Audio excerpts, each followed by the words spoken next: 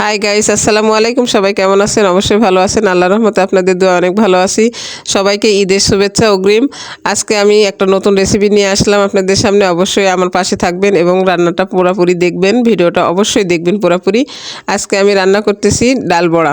এই ডাল বড়া ভাজবো আজকে আমি, আর আপনাদের মাঝে শেয়ার করব। অবশ্যই আপনারা আমার পাশে থাকবেন এবং পুরোপুরি ভিডিওটা অবশ্যই দেখবেন।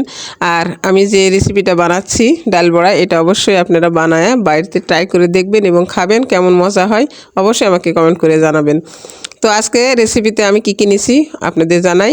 প্রথমে ডাল বাটা নিছি, কাঁচা ডাল ভিজিয়ে রাখছিলাম, সেই ডালটা বাটা নিছি। তারপর পেঁয়াজ, কাঁচা মরিচ আর হলুদের গুঁড়া আর একটু লবণ পরিমাণ মতো এবং ঝালের গুঁড়ো হালকা একটু নিছি, আর একটু জিরা বাটা নিছি, আর ডালের সঙ্গে নিছি একটু বেসন আর চালের গুঁড়া দিলে বড়াটা কিন্তু মচমচে হয়, এই জন্য আমি চালের গুঁড়া একটু ইউজ করছি। তো বন্ধুরা, এইগুলাই আজকের বড়ার সাথে রেসিপি ছিল। এইগুলাই আজকে দিয়ে সবগুলো একসাথে মাখাবো। মাখানোর পরে একটা ডিম ভেঙে নেব। ডিম দিয়ে আবার অনেকক্ষণ মাখায়া চাখায়া নেওয়ার পরে আপনার বড়াটা চুলাই দিব। রান্নাটা যদি মজা না হয়, খাইতে যদি ভালো না লাগে, সেই রান্না করে কিন্তু কোনো লাভ নাই। আর রোজার মাস এমনই সময়, আসলে সারাদিন রোজা থাকার পরে ইফতারের সময় মনে হয় যে কী খাবো আর না খাবো, যা দেখবো সারাদিন তাই মনে হয় খাইতে পারবো। আর এই যে বানাচ্ছি একটা বড়া, এটা মনে হচ্ছে যে কতই বা সুস্বাদু হবে, খাওয়ার সময় মনে হয় সবগুলো আমি খাই ফেলাবো, আসলে খাইতে পারা যায় না। এই জন্য রোজার মাসে অনেক কিছু খাইতে মন চায় কিন্তু খাইতে পারা যায় না।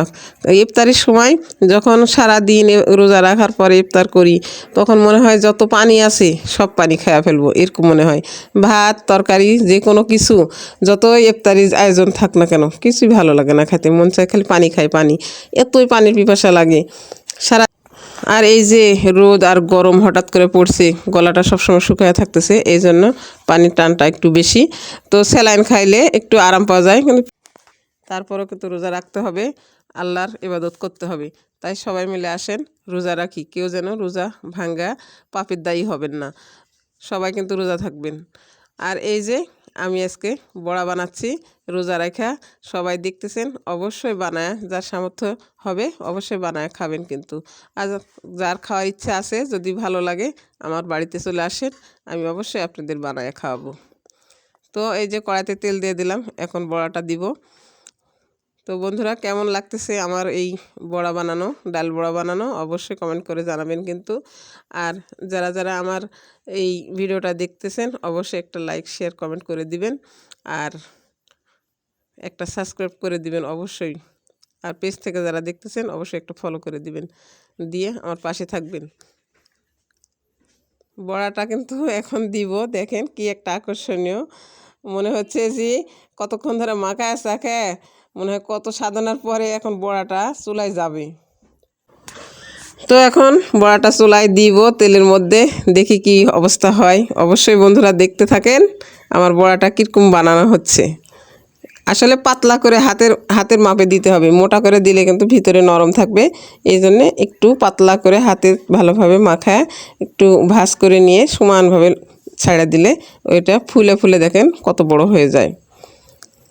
আসলে রান্না সবার মতো নাও হতে পারে, কেমন হয় না হয় জানি না, এক এক মানুষ এক এক রকমের রান্না করে। আমরা গ্রামের মানুষ কিভাবে রান্না করি, হয়তো কোন মানুষের পছন্দ হয়, কোনো মানুষের হয়তো পছন্দ হয় না, কিন্তু আমার মতে আমি কি খাই না খাই সেটাই রান্না করে আপনাদের মাঝে শেয়ার করি। ভালো লাগলে অবশ্যই জানাবেন। দেখেন কত সুন্দর টুপো টুপো ফুলে উঠছে। আমি কিন্তু বেশি তেল দিইনি, ডুবা তেলের মধ্যে দিলে কিন্তু আরও সুন্দরভাবে ফুলবে। আসলে ডুবা তেলে দিইনি, আমি অল্প তেলেই দিয়েছি, এটার মধ্যেও তাও সুন্দরভাবে ফুলতেছে। চারটে চারটে করে দিয়েছি, অল্প তেল দিয়েছি, তো দেখেন কত সুন্দর হয়ে টুপা টুপা হয়ে ফুলছে। অবশ্যই আপনারা বানায় খাবেন আর কমেন্টে জানাবেন কিন্তু কেমন লাগলো।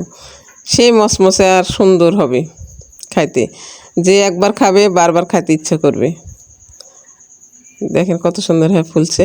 আমি আবার দেখাচ্ছি, কালারটাও কিন্তু হেবি সুন্দর আসছে।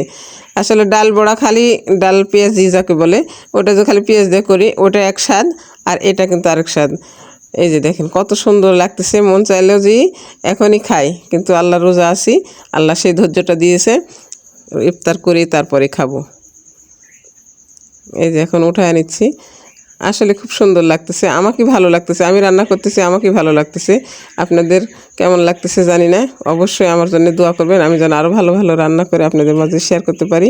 আর আপনারাও সেটা দেখে শিখে অবশ্যই করে যেন বাড়িতে খেতে পারেন আর আমাকে দোয়া করবেন। তো সবাই ভালো থাকবেন, সুস্থ থাকবেন, আর আমার জন্য সবাই আরও বেশি বেশি দোয়া করবেন আর আমার পাশে থাকবেন। সবাইকে ধন্যবাদ, সবাই ভালো থাকবেন। খোদা হাফেজ সবাইকে, খোদা হাফেজ।